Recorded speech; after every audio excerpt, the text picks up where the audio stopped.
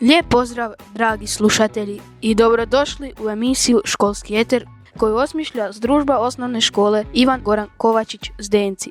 S vama su Borna Šteger i Leona Lončarević.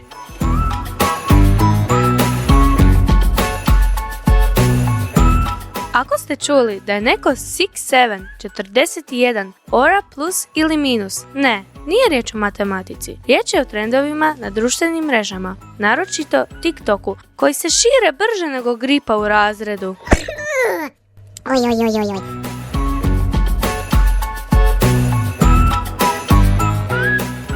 Učenicima su zarazni i smiješni, učiteljima i roditeljima čudni i nerazumljivi, a za nas oni su tema ove emisije 6-7, trend ili pošast.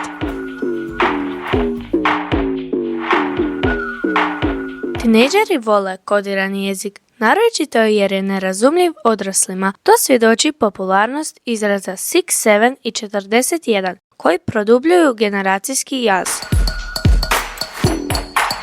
Pitali smo i učenike naše škole što znači popularni izraz 6-7 i 41, te jesu li bili pod pritiskom da moraju pratiti neki sadržaj na društvenoj mreži da bi se uklopili u društvo. Da, pratim TikTok i ostale trendove. Ako ih ne pratiš, jednostavno nisi u tijeku i više ne kužiš fore. 6-7 je šala, nešto poput kodiranog jezika koji odrasli ne razumiju. 6-7 znači tako kako, nešto osrednje, onako. Nekada kažem 6-7 iako nešto nema smisla. 6-7 i 41 i nemaju nekog smisla, jednostavno su zabavni, posebno jer zbunjuju i žuciraju odrasle. 41 je sličan 6-7. Reći 41 znači da kužiš šalu, da si dio društva.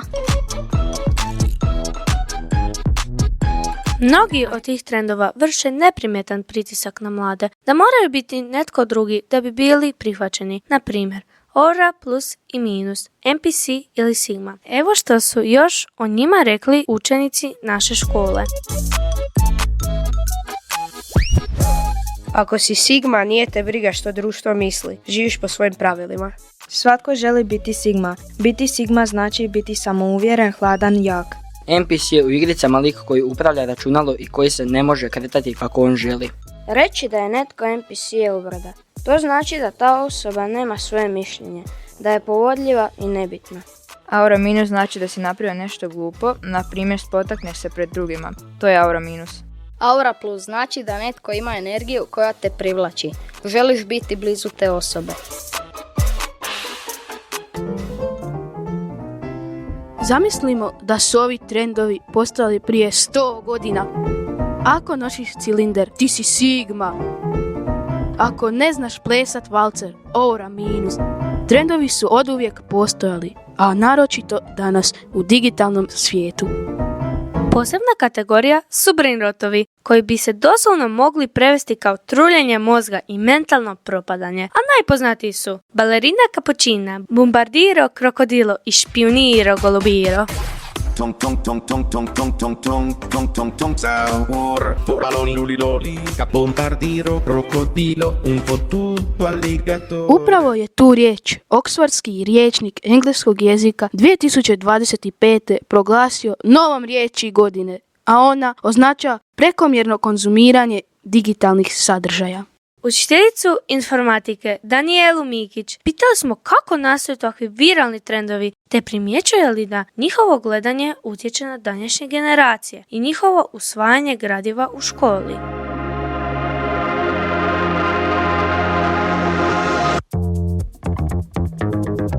Algoritmi na društvenim mrežama mladima namjerno nude ekstremne sadržaje jer oni izazivaju jače reakcije, a samim tim osiguravaju veći broj pregleda i dijeljenja, odnosno zaradu. Što je neki sadržaj besmisleniji, čudniji ili uvredljiviji, to ima više šanse da postane trend. I tako nastaju viralni memovi poput brain rotova koji nemaju smisla, ali imaju milijarde pregleda.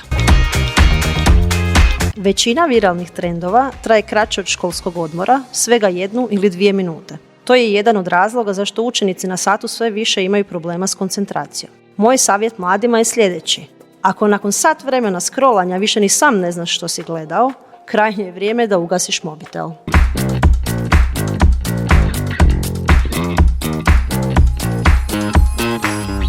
Još je jedan od trendova riječi skibidi, koja potječe iz animirane YouTube serije Skibidi Toilet, te je jedna od 6000 novih riječi koja je u 2025. godini uvrštena u Cambridgejev riječnik engleskog jezika.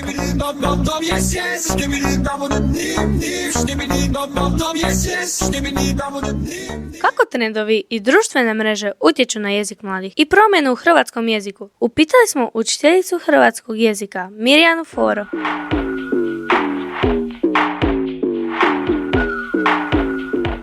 Jezik je živa pojava i uvijek odražava stanje društva, a činjenica da se suočavamo s bujicom novih besmislenih riječi zapravo je pokazatelj da umjesto intelektualnih sadržaja radije biramo one koji će nam pomoći da na nekoliko sati isključimo svoj mozak.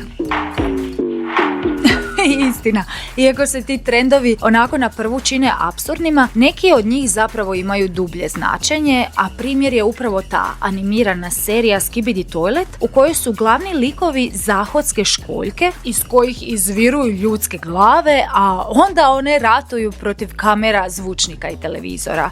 Zapravo je taj rat metafora da se trebamo osloboditi nadzora i propagande kojoj smo izloženi putem medija.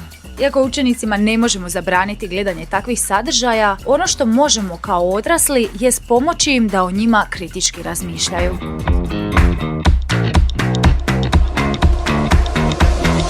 Postoje i trendovi kao što je mewing, koji obećava savršenu čeljust, ili lookmaking, koji potiče mlade da rade na vlastitom izgledu. Nažalost, nema čarobne vježbe koja će vam promijeniti lice preko noći.